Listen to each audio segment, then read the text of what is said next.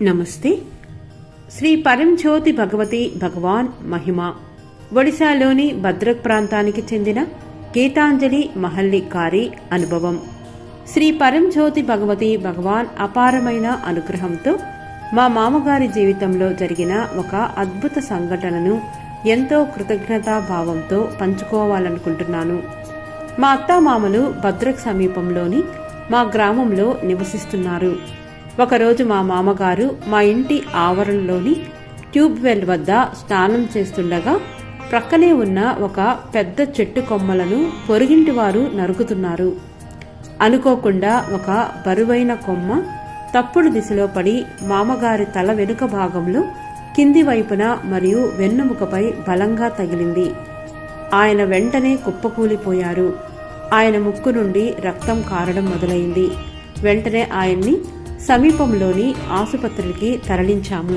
ఈ వార్త విన్న నేను తీవ్ర ఆందోళనకు గురయ్యాను.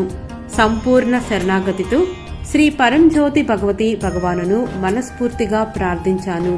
108 సార్లు మూలమంత్రాన్ని జపించాను. ఆయన ప్రాణాలు కాపాడబడాలని మరియు వైద్య పరీక్షల ఫలితాలన్నీ సాధారణంగా రావాలని వేడుకున్నాను. శ్రీ పరంజ్యోతి భగవతి భగవాన్ అనంతమైన కరుణ మరియు అనుగ్రహం వల్ల అన్ని వైద్య పరీక్షల ఫలితాలు పూర్తిగా సాధారణంగా వచ్చాయి. ప్రమాదం తీవ్రత ఎక్కువగా ఉన్నప్పటికీ ఆయనకు స్వల్ప గాయాలు మాత్రమే అయ్యాయి. కేవలం 3 రోజుల్లోనే మామగారు పూర్తిగా కోలుకొని ఆరోగ్యవంతులయ్యారు. ప్రాణాంతకమైన విషాదంగా మారాల్సిన ఆ సంఘటన దైవిక రక్షణతో కూడిన ఒక అద్భుతంగా మారింది.